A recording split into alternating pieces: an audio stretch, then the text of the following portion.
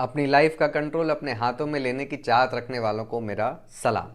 Weight loss के लिए calorie पे क्यों फोकस करना है, पोर्शन कंट्रोल पे क्यों नहीं कर सकते, हर समय कैलोरी कैलोरी क्यों समझने की ज़रूरत है, जानेंगे आज के इस एपिसोड में और डिटेल में। अगर आप मेरे चैनल पे नए हैं तो सब्सक्राइब करना मत भूलिएगा। आइए स्टार्ट करते हैं। Welcome back. जब भी वेट की बात आती है बॉडी को सिर्फ एक चीज समझ में आता है और वो है कैलोरी। इसके अलावा बॉडी को कुछ भी समझ में नहीं आता।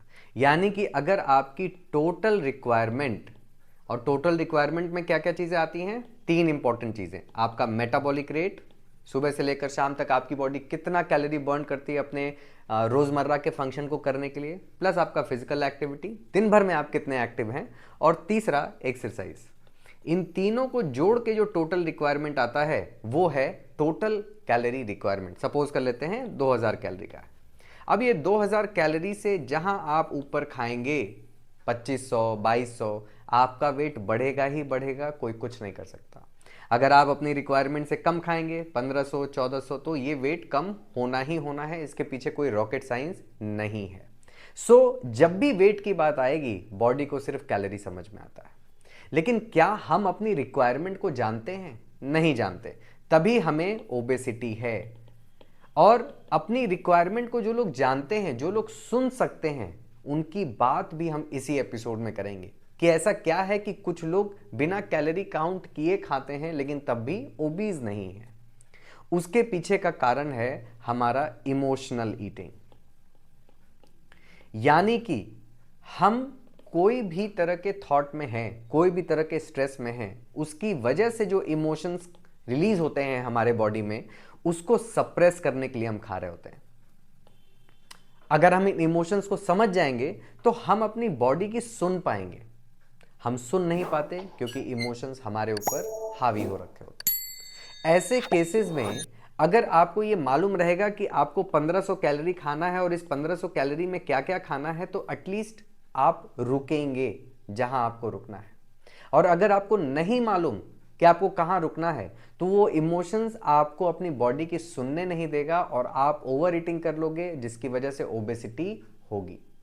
पोर्शन कंट्रोल वो लोग कर सकते हैं जो इंट्यूटिव ईटिंग करते हैं। इंट्यूटिव ईटिंग का मतलब जब आप अपनी बॉडी को सुन सक रहे हैं, जब आपका ध्यान खाते समय पूरी तरह आपके बॉडी की रिक्वायरमेंट पे है, आपके बॉडी के सिग्नल पे है।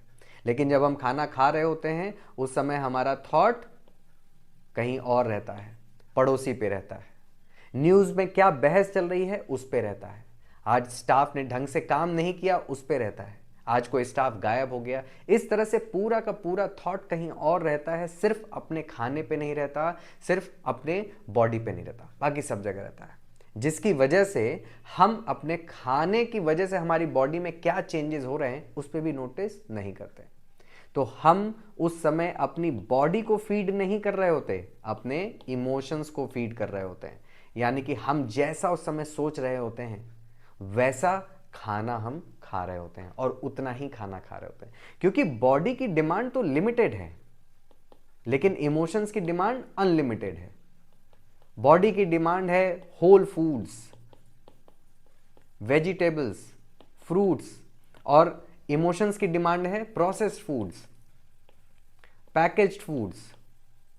और ये प्रोसेस्ड और पैकेज्ड फूड्स हमें मालूम है कि खराब हैं, तो उसको सप्रेस करने के लिए हम फ्रूट्स खा रहे होते हैं, हम वेजिटेबल्स खा रहे होते हैं, और हम बोलते हैं नहीं नहीं वो तो खाया था लेकिन हमने फ्रूट्स और वेजिटेबल्स भी खाए। लेकिन वो खाने से जो प्रोसेस्ड फूड ने आपकी बॉडी में डैमेज किया उसका क्या, वो ठीक तो नहीं होगा।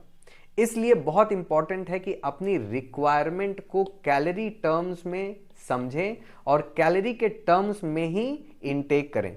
क्योंकि अगर आप ऐसा नहीं करेंगे तो फिर आपको पता ही नहीं चलेगा रुकना कहाँ है। जिस दिन आप अपने स्ट्रेस पे काम कर लिए, जिस दिन आप समझ लिए कि आपके इमोशंस जो हैं वो क्यों हैं, कैसे हैं, बिना सप्रेस किए हुए, उस दिन आप इंट्यूटिव ईटिंग को प्रैक्टिस कर सकते हैं। उस दिन आप सुन सकते हैं, उस दिन आप माइंडफुल हो पाएंगे। खाना खाते समय आपका पूरा ध्यान खाने पे और खुद पे। लेकिन जब तक आप स्ट्रेस्ड हैं, जब तक आप इमोशनल ईटिंग कर रहे हैं, तब तक कैलोरी पे फोकस करना बहुत ज़रूरी है। मुझे उम्मीद है कि मैं आपको ये बात समझा पा रहा हूँ कि आपको कैलोरी पे फोकस करना क्यों ज़रूरी है और कौन सा ऐसा सिचुएशन आएगा जब आप इससे ऊपर उठ चुके होंगे।